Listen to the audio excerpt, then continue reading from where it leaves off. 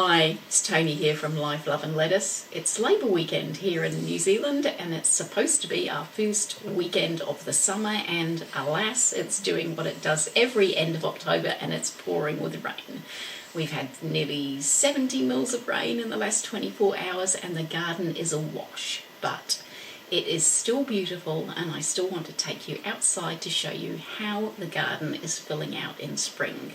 We're full of spring blossom, the herbs are starting, the chickens are sitting up in their little hut being broody, the bees are swarming, so there's lots to see. Come out with me now, I'll see you out there soon.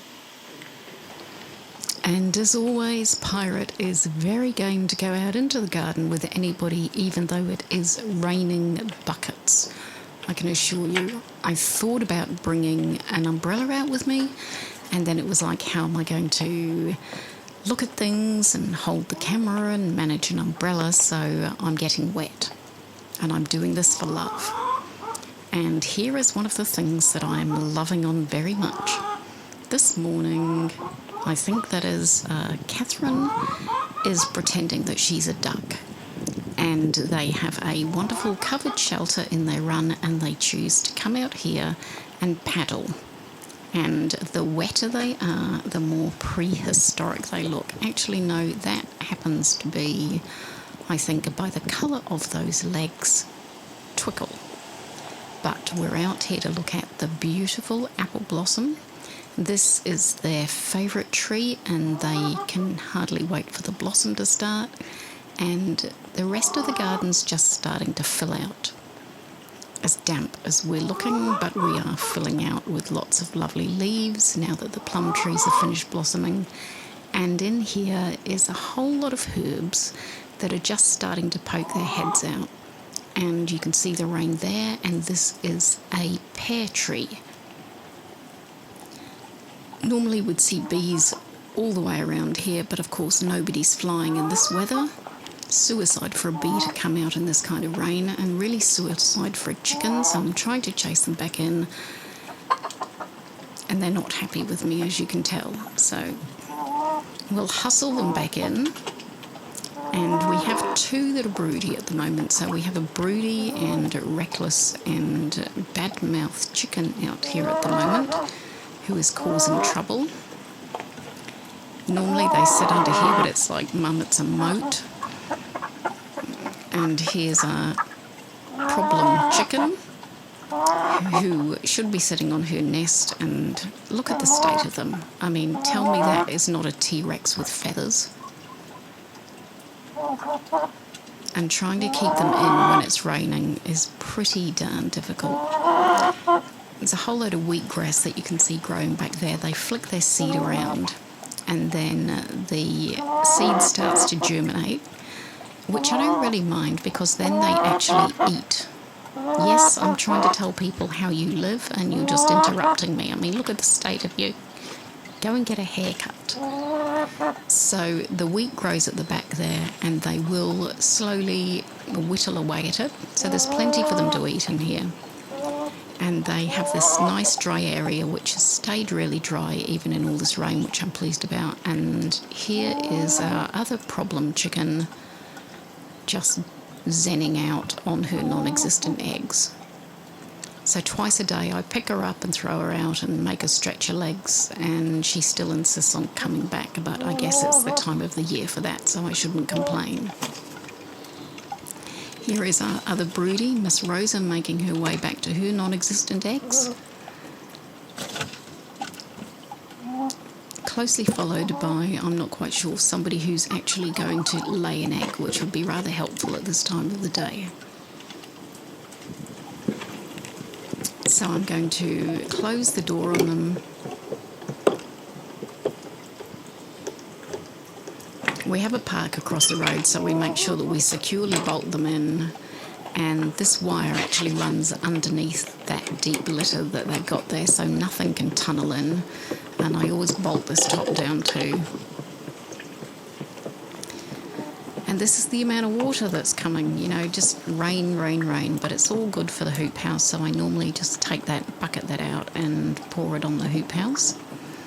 all the comfrey's coming back, which is cool. But as you can see, the bees are in their hives, and the odd suicidal bee here out in the rain. But most of them will be tucked up in there, as they say, watching Netflix and eating their way through their honey stores.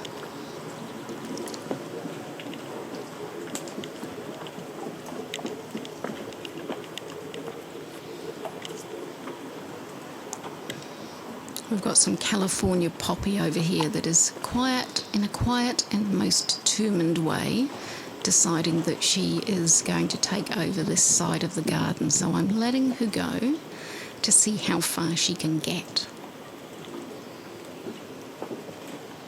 And then we've got obviously the nasturtiums and a whole bunch of herbs along here, which without looking at a lot of the labels, I'm not able to tell you what they are. That's an avocado tree that has self-seeded itself. I can tell you that these are hops, which have just come back, which are lovely. Not those, the ones that are growing up the side there. Everything has to be protected from the chickens. This is Pyrethrum Daisy just starting to flower, which is really lovely. More comfrey under the pear tree, and then this is a rose-scented geranium, which I love. The leaves are just absolutely gorgeous, and lavender here, normally full of bees, but of course they're inside watching Netflix.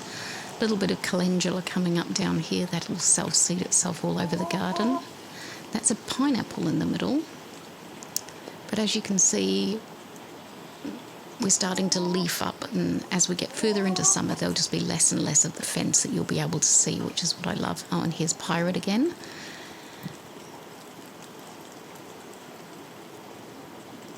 Come on, you, let's go in. We've just had 6 kilos of potatoes out of each of those 2 beds there, and they're covered at the moment, just resting, waiting for the next crop to come in. And this is our Tigger Feijoa tree. And so here he comes, walking his way through the quagmire. And I thought we'll just pop into the hoop house while we're here. We're just got heaps and heaps of greens coming through here at the moment. And of course, with it being early spring, I have got lots of seedlings coming. So we've got some beans here, and there's 2 flowers there on the right, some corn at the back.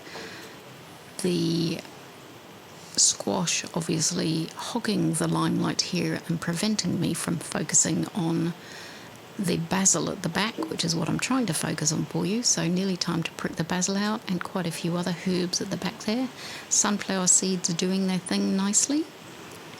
And this is a volunteer from the chicken pen, so I've got no idea what it is, but it's always fun to see. I'm going to plant it out in the compost bin and see what it produces. My favourite plantain, which is just growing really well in here.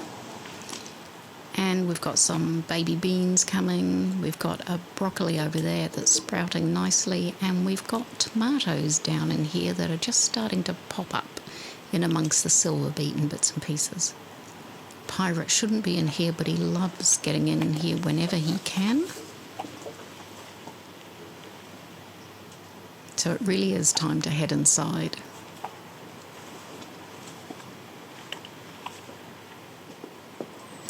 This is our lemon tree. It is supporting an entire ant's nest, I'm certain. So we're working on that, and behind it is the lime tree, but the blossom is amazing at the moment, and the scent is just wonderful when you stood in this part of the garden. Madam here does not make it out of the bedroom on days like this, so that's it really. This is the view from out of the bedroom out into the pouring rain. The chickens will not be happy to stay there, and they will not be staying for long, I don't think. There will be a lot of noise happening. But this is the view that I get first thing in the morning when I get up and open the blinds, and it's just lovely. And it changes, and I just looked out here this morning and saw all the rain and saw the blossom and saw how things were filling out, and thought, I really have to come and take you for a walk in the garden, even if it is pouring down. So I hope you've had a restful weekend, in the rain, and I'll look forward to seeing you back in the garden again very soon. Love and lettuce, and bye for now.